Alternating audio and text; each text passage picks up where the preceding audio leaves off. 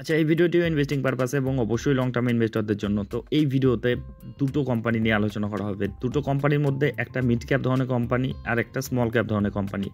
এই দুটো কোম্পানির কিন্তু বিজনেসে দম রয়েছে, সেজন্য এই কোম্পানিগুলোকে কভার করা হচ্ছে।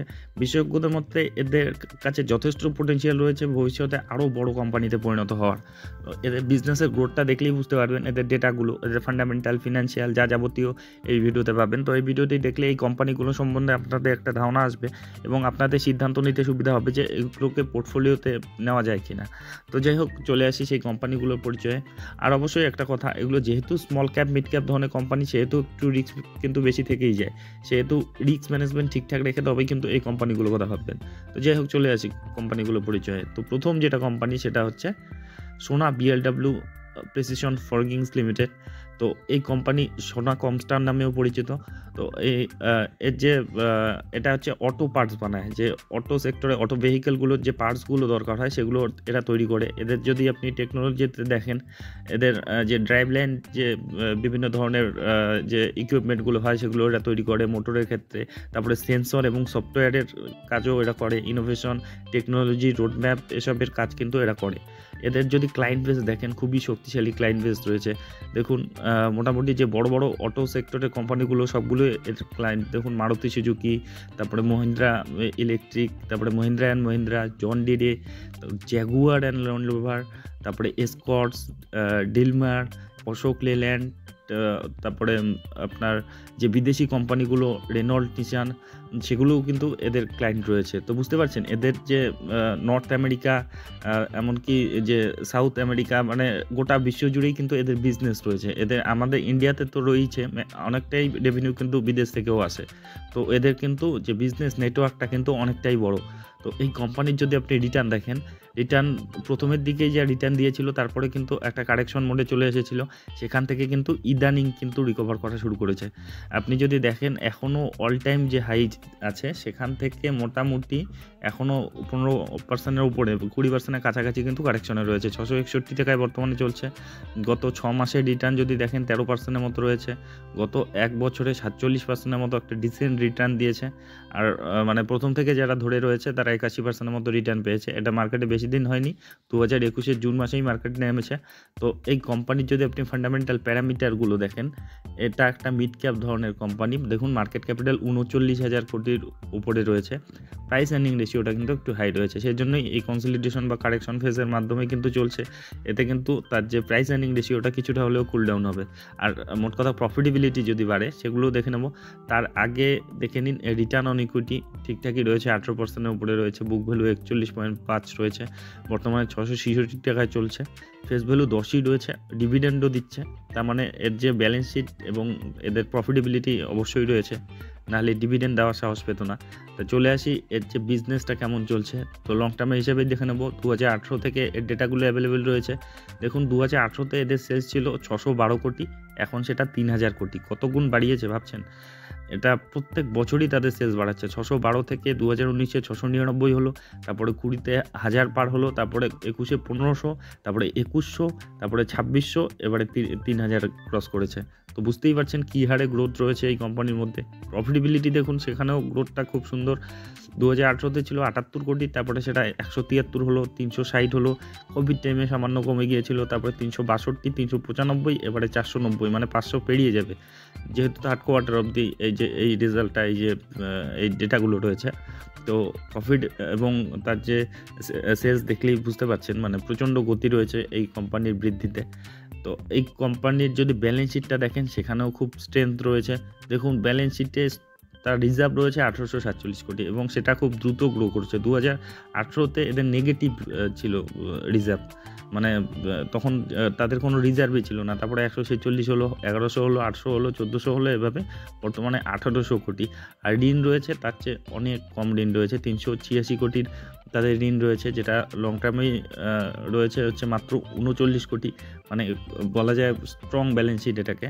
কারণ যে শর্ট টার্মে রয়েছে সেটা খুব একটা সমস্যার না। তো খুবই স্ট্রং ব্যালেন্স শিট রয়েছে। এবার দেখুন শেয়ার হোল্ডিং প্যাটার্নটা, শেয়ার হোল্ডিং প্যাটার্নে আপনি দেখতে পারেন যে এখানে প্রোমোটর কিন্তু খুব কম রয়েছে, প্রোমোটর কিন্তু অনেক মালই বেচেছে। দেখুন 67% ছিল আগে, সেটা এখন কমতে কমতে 29% মাত্র হয়ে দাঁড়িয়েছে। তো এটা একটা কিন্তু দেখলেই খটকা লাগে। কিন্তু এই যে এই এতগুলো মাল বেচেছে, প্রায় ম্যাক্সিমামটাই কিনে নিয়েছে কিন্তু এফআই আর ডিআই। দেখুন এফআই যেটা 8% ছিল সেটা এখন 32%-এর উপরে, ডিএ যেটা 16% ছিল এখন 27%-এর উপরে, 28%-এর কাছাকাছি। মানে ম্যাক্সিমামটা এফআই এবং ডিএ কিন্তু কিনে নিয়েছে। মানে ইনস্টিটিউশনাল ইনভেস্টাররা প্রচণ্ড ভরসা দেখাচ্ছে, আর পাবলিক কিন্তু খুব সামান্যই রয়েছে। ইদানিং আবার পাবলিক যে হোল্ডিং তাদের কমিয়েছে, দেখুন 11% ছিল সেটা এখন 9%-এর কাছাকাছি হয়ে গেছে, 9.5%-এর মতো। তো এই শেয়ার হোল্ডিং প্যাটার্ন যথেষ্ট স্ট্রং, ব্যালেন্স শিট যথেষ্ট স্ট্রং, এর যে সেলস গ্রোথ প্রচণ্ড রয়েছে, প্রফিটেবিলিটিতেও প্রচণ্ড গ্রোথ রয়েছে। আর অবশ্যই এর যে শেয়ার দরে কিন্তু সেই গতিটা এখন পর্যন্ত নেই। তো অবশ্যই এই কোম্পানিটিকে কিন্তু আপনারা নজরের মধ্যে রাখতে পারেন।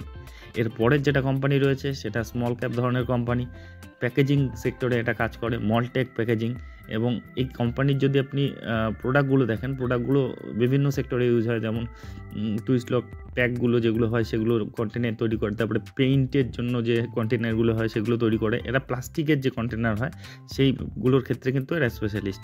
লুব্রিকেন্টের জন্য যে কন্টেনারগুলো হয়, তারপরে পিনাট বাটার প্যাকস, তারপরে আইসক্রিমের জন্য, রেস্টুরেন্ট প্যাকেজিংয়ের জন্য যে কন্টেনারগুলো হয়, ট্যাবলেট কন্টেনার, মানে বিভিন্ন সেক্টরে এদের কন্টেনারগুলো কিন্তু রয়েছে। এদের বুঝতেই পারছেন।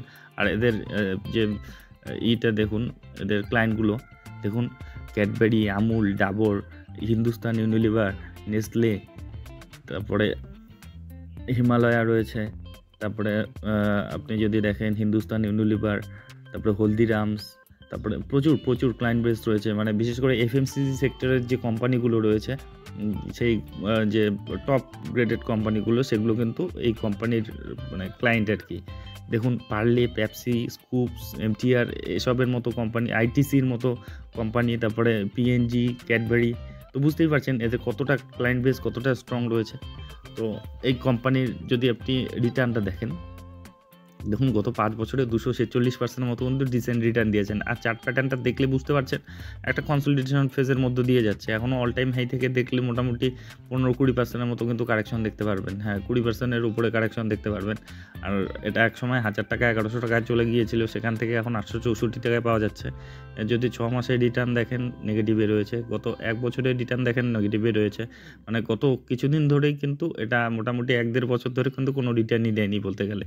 তো এই কোম্পানির যে 5 বছরের মানে লং টার্ম হোল্ডিংয়ের এটাই সুবিধা। দেখুন লং টার্মে যারা হোল্ড করে রয়েছেন এখনও কিন্তু 247% রিটার্নের উপর বসে রয়েছেন।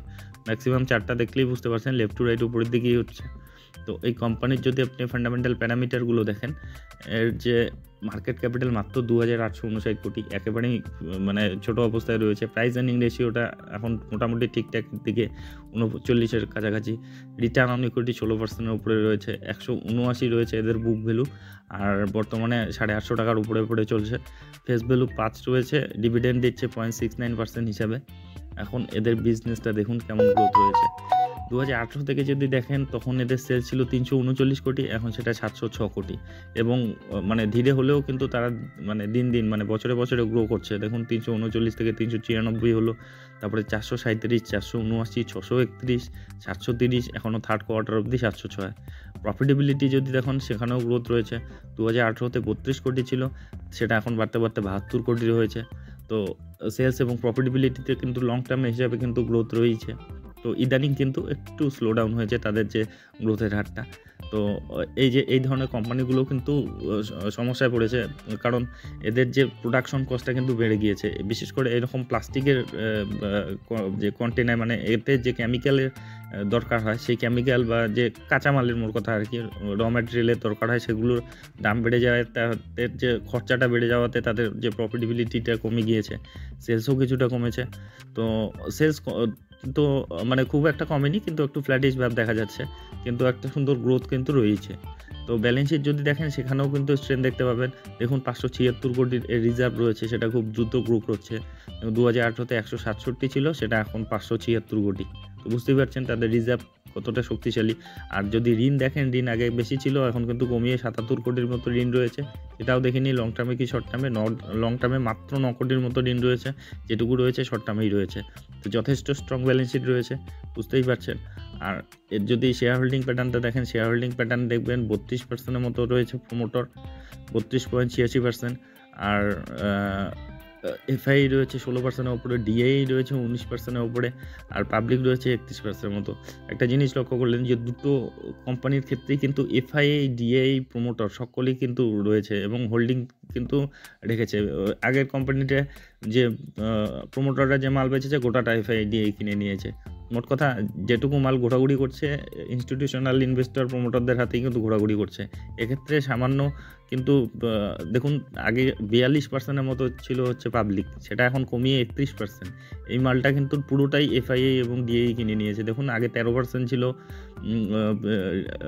কীভাবে বাড়িয়েছে দেখুন, 13% থেকে 15% হলো ডিআই, তারপরে 15 থেকে 19 হলো, এখনও 19 চলছে। আর আগে 9% ছিল এফআইআই, 9 থেকে 10 হলো, 10 থেকে 16 হলো, 16% চলছে। আর পাবলিক ছিল 42, সেখান থেকে মানে আগে 45 ছিল, তারপরে 42 হলো, এখন 31। তো যেটুকু মাল পাবলিক বিক্রি করছে এই কনসলিডেশন ফেজটা, এই পাবলিক আমাদের মতো রিটেল ইনভেস্টরদের তো এটাই সমস্যা, যখন কোনো স্টক কনসলিডেশন বা কারেকশন মোডে থাকে তখন সেটাকে আমরা বিক্রি করে দিই। কিন্তু এফআইডি এটা কিন্তু তার উল্টোটা করে, যখন কোনো স্টক কনসলিডেশন বা কারেকশন স্টেজে থাকে তখন কিন্তু তারা সেটাকে পিক করে। তো যাই হোক, ওভারঅল যেটা সিচুয়েশন দেখলেন, যে ভিউগুলো দেখলেন আর কি, তাতে কিন্তু দুটো কোম্পানির মধ্যেই যথেষ্ট পোটেনশিয়াল রয়েছে। সেই জন্যই যে বিশেষজ্ঞরা কিন্তু এই দুটো কোম্পানির প্রতি ভালো রকম বুলিশ রয়েছে। তো যাই হোক, এই দুটো কোম্পানির যে এই বিষয়গুলো নিয়েই এই পরিচয় করিয়ে দেওয়ার জন্য এই ভিডিওটি ছিল।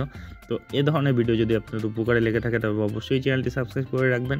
আর অবশ্যই এগুলো কোনো ধরনের রিকমেন্ডেশন না, আমি যা দেখছি শিখছি সেগুলোই আপনাদেরকে শেয়ার করছি। আর আপনি যখন ইনভেস্টমেন্ট করতে যাবেন নিজে আরও ডিপলি অ্যানালাইসিস করবেন, আপনার যে ফিনান্সিয়াল অ্যাডভাইজার রয়েছে তাদের উপদেশ নেবেন। আর অবশ্যই রিস্ক ম্যানেজমেন্ট ঠিকঠাক রেখে তবেই কিন্তু ইনভেস্টমেন্টের কথা ভাববেন। তো যাই হোক, ভিডিওটি শেষ পর্যন্ত দেখার জন্য ধন্যবাদ।